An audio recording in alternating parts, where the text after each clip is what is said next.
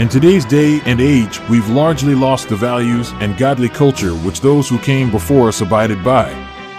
This heritage is what gave them the strength and the backbone to persevere in spite of overwhelming persecution and therefore helped them to reach a high level of success. It's this godly heritage that makes us great. And it's in this godly heritage that Black Americans and all Americans should derive their pride. Black America, here is your heritage.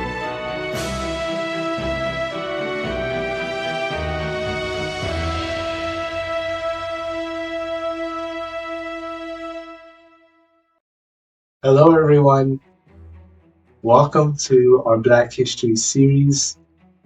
So I want to start right back where we left off.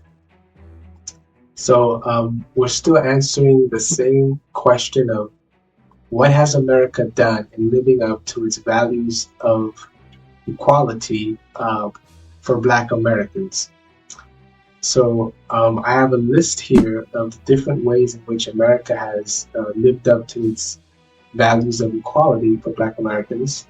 And in the previous episode, I went through number 1 and number 2 on this list, which number 1 was that the Puritans outlawed the slave trade in Plymouth, Massachusetts in the year 1641.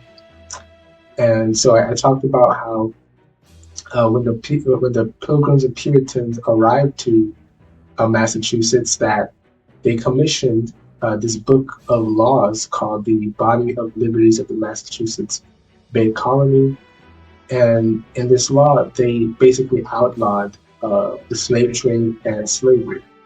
And number 2 on the list was that in the year 1646, the Puritans enforced their anti-slavery law.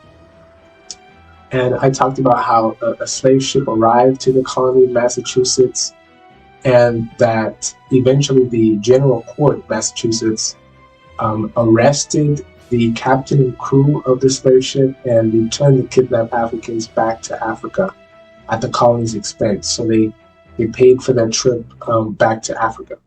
And so in this episode, I want to complete the rest of the items in this list. And so number 3 on the list is that many of our founding fathers were anti-slavery. A lesser known fact about the American struggle for independence is that in 1774, during the First Continental Congress, the founders banned the importation of slaves mainly as a boycott to pressure Britain to repeal the Intolerable Act. And, although this didn't abolish slavery completely, but it's very significant because, you would have thought that slavery would have been the one thing that they would have kept open in that boycott. Because, they already boycotted things like tea, the famous Boston Tea Party. They boycotted paper and they boycotted glass and other commodities that the British had taxed them on. But they showed that they were serious about their independence, and they also boycotted the slave trade for a brief period. And so you would have thought that they would have just kept slavery going on, but they actually banned it for a period of time. And although many of our founders were slave owners, many of them also had strong convictions against slavery. And many of them eventually freed their slaves after the American War of Independence. For example, I'm just going to list some examples here. So there's Benjamin Franklin. Benjamin Franklin, he actually was the first president of the Pennsylvania Abolition Society, which was the first abolition society established by Quakers. And Benjamin Franklin, he did own slaves, but he freed his slaves upon his death in 1790. Next, we have Thomas Jefferson. Thomas Jefferson, he was a slave owner. He was actually a very well-known slave owner. But he, along with other founding fathers, wanted slavery to be abolished gradually. And to that end, as President of the United States, he signed a law which was approved by Congress in 1807 to stop the international slave trade from coming to America to continue bringing captives to America. Next, we have Samuel Adams. Samuel Adams, he actually was one of the few founding fathers that never actually owned slaves ever in his life. And actually, his wife Elizabeth was given a slave girl named Surrey, but he is reported as having insisted to his wife that he wouldn't allow the slave woman to live in their home unless she was free. And so this shows his strong views against slavery. Next, we have John Adams. So John Adams, he was actually another founding father who actually never owned slaves ever in his life. And he opposed slavery on moral grounds and on the basis that it contradicted the ideals of the American Revolution. And additionally, John Adams, surprisingly, he was a supporter of the Haitian Revolution. So he supported the Haitian Revolution under Toussaint Louverture. And so Adams, he sent weapons and economic aid, and he even sent the U.S. Navy at the time with military vessels to aid the Haitians in their struggle against French oppression. And actually, John Adams, his own son, John Quincy Adams, held these same views against slavery, because as a congressman, he gave repeated petitions to the Congress to abolish slavery. And he also opposed the expansion of slavery to the Western territories. Next, we have John Jay. So John Jay, he was the first Chief Justice of the Supreme Court in the United States, and he held some strong convictions against slavery, because as governor of New York, he led the way in the abolition of slavery in the state.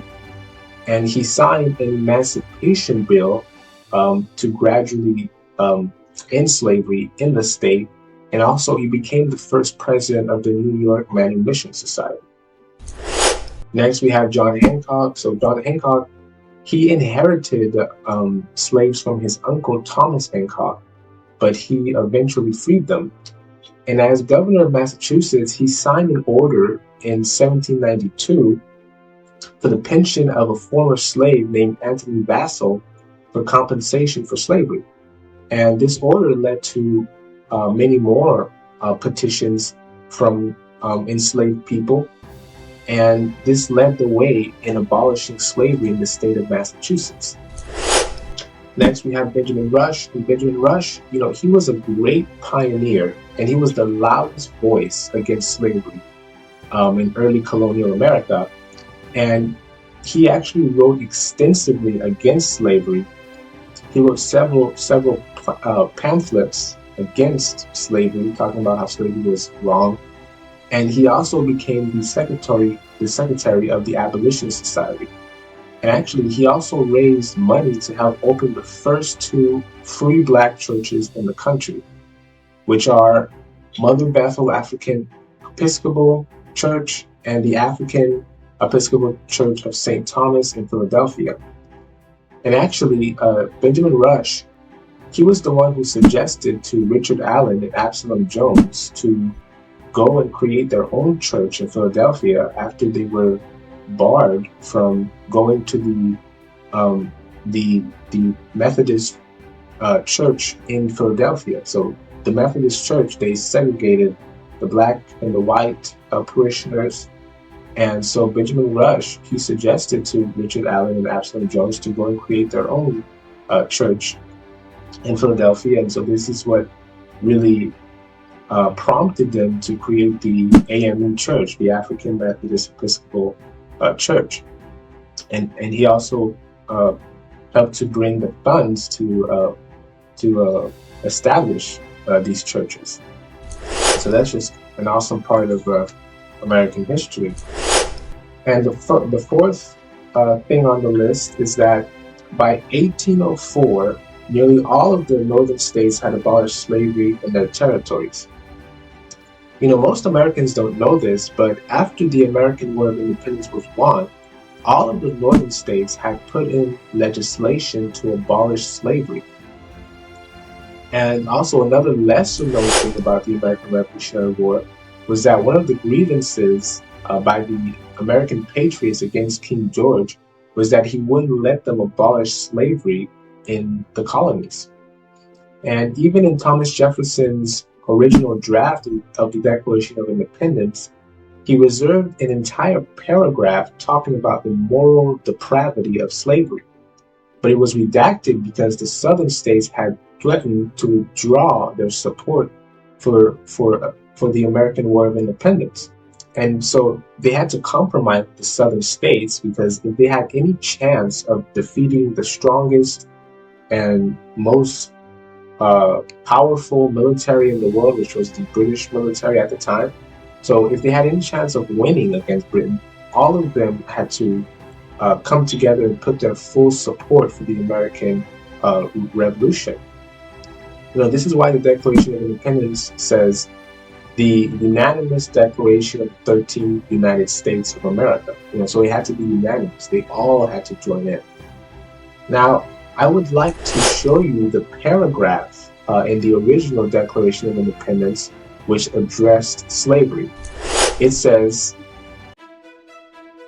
"He has waged cruel war against human nature itself, violating its most sacred rights of life and liberty in the persons of a distant people who never offended him, captivating and carrying them into slavery in another hemisphere, or to incur miserable death in their transportation thither. This piratical warfare, the opprobrium of infidel powers, is the warfare of the Christian king of Great Britain, determined to keep open a market where men should be bought and sold. He has prostituted his negative for suppressing every legislative attempt to prohibit or to restrain this execrable commerce, and that this assemblage of horrors might want no fact of distinguished dye. He is now exciting those very people to rise in arms among us, and to purchase that liberty of which he has deprived them, and murdering the people upon whom he also obtruded them, thus paying off former crimes committed against the liberties of one people, with crimes which he urges them to commit against the lives of another." And this is one of my favorite parts of American history, one of my favorite writings from American history. Here he basically blasted the King of Great Britain. He basically called him an infidel. He was saying that you call yourself a Christian king, right? And so he was saying this is not how Christian kings are supposed to act. This is how infidels act. So it's an unchristian thing for you to go and practice slavery and to capture human beings. That goes against the teachings of the Bible and the teachings of Jesus Christ. And so now I'd also like to show you the northern states that abolished slavery after the American War of Independence and the year in which they did so. So first we have New Hampshire. New Hampshire abolished slavery in 1783. Massachusetts abolished slavery also in 1783. Rhode Island abolished slavery in 1784. And Connecticut also abolished slavery in 1784. The state of Pennsylvania, they actually put in a legislation to gradually abolish slavery in 1780.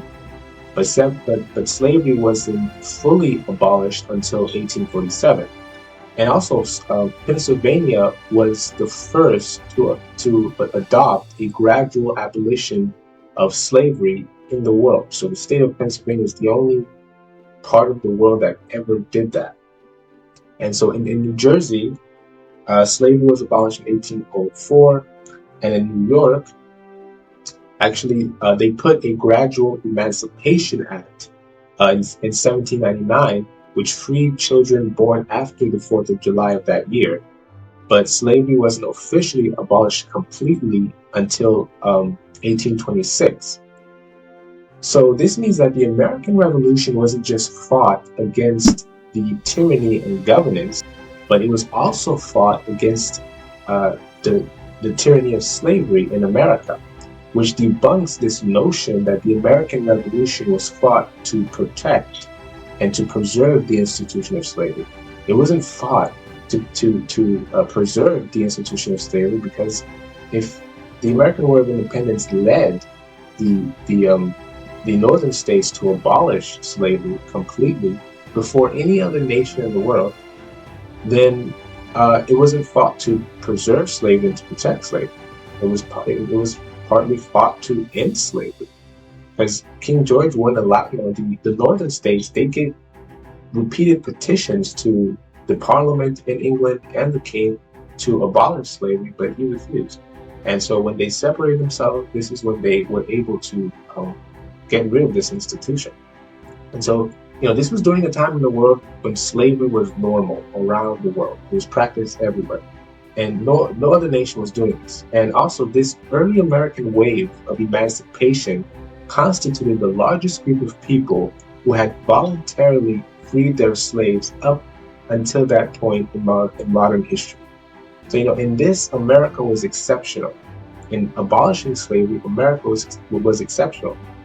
And, you probably heard of this phrase, American exceptionalism. And many people who have a negative,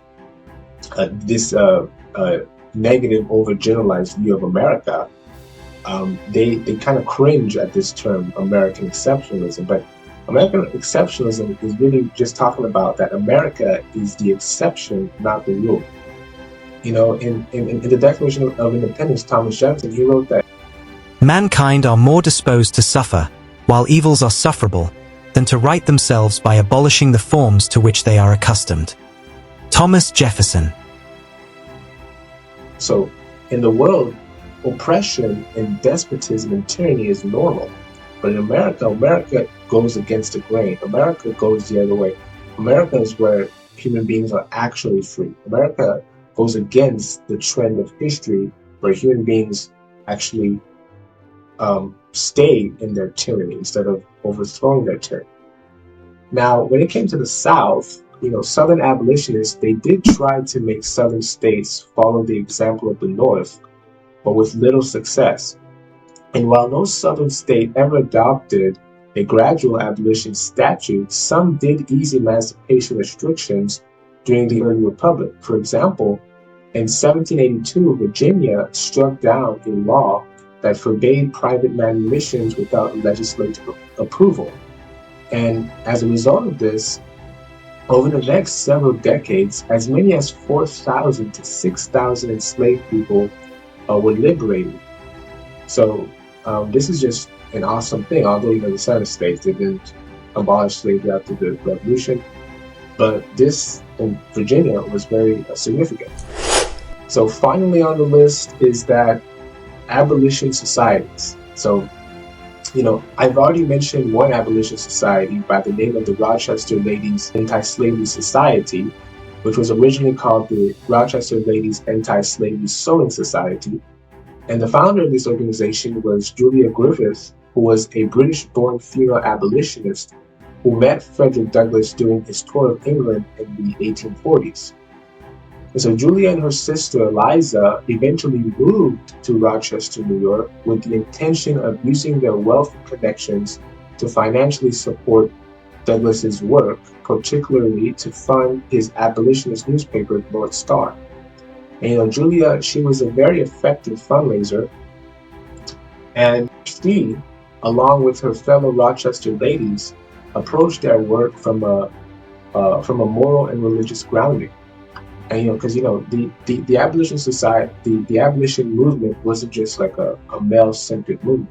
There's a lot of female abolitionists who led the way in abolishing slavery in America, and also in Britain as well. As you mentioned, Britain did abolish slavery and stuff like that. And then there's the Pennsylvania Abolition Society, which is recognized as America's first abolition society.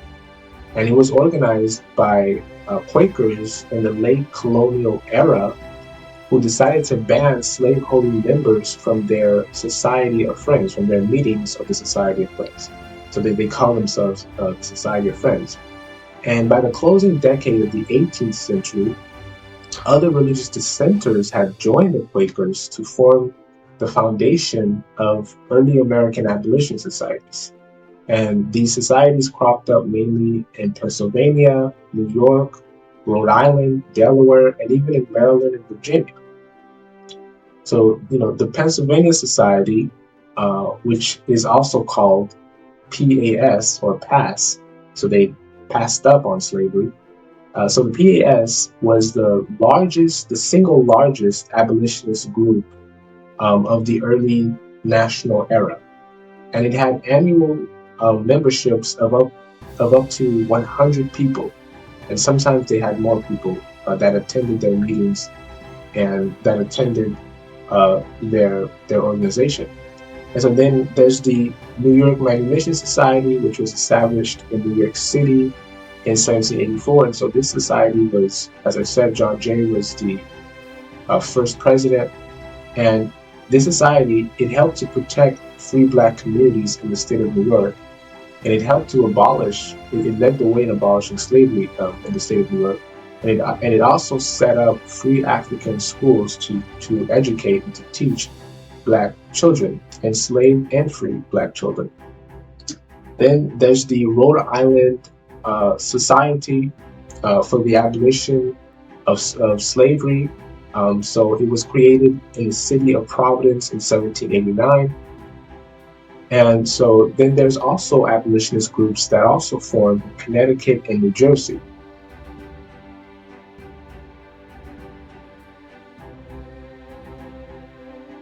And so, this growth in abolition movements led to the creation of the American Convention of Abolition Societies in 1794. And over the next 40 years, abolitionists would meet annually and biannually, often in Philadelphia, to share abolitionist laws and literature, plot strategies, and tactics, and to address free black communities. And it's very significant that they met in Philadelphia because, Philadelphia is considered as a city of brotherly love. And, in the Bible, in the book of 1 Corinthians chapter 13, which is the love chapter, it talks about that love is patient, love is kind, love doesn't boast, it's not proud, it's not puffed up, stuff like that. And one of the Greek words that was translated as love was Philadelphia. And so Philadelphia means love. It means brotherly love. That's one of the Greek forms of love. And that's talking about brotherly love. And so it's very significant that, in their love, in their Christian love for black people, they formed these organizations that created a network to eventually abolish slavery in America. And so it's really great to see how God, He made a way for slavery to be abolished at the very beginning, And so this is the hand of God in America to bless the black community. And these groups eventually became the network and the underground network to actually help slaves escape from the South and to facilitate their freedom. And so this is the end of this episode of our Black History series. I hope you were informed by this. I hope you gained a positive perspective on America, because there's no such thing as a perfect nation. There's no such thing as perfection in a nation. All nations have bad things in their past. So America has a high aspiration, but we also fall short just like anybody else. No other nation in its youth has ever done these very big milestones, And because of the principles of equality, things like racism and stuff like that is not something that's fashionable and accepted in American life anymore, because of the values of equality and because of God's hand on America, the Christian values and principles and attitude and character of America. And so I'll see you on the next episode. Bye-bye.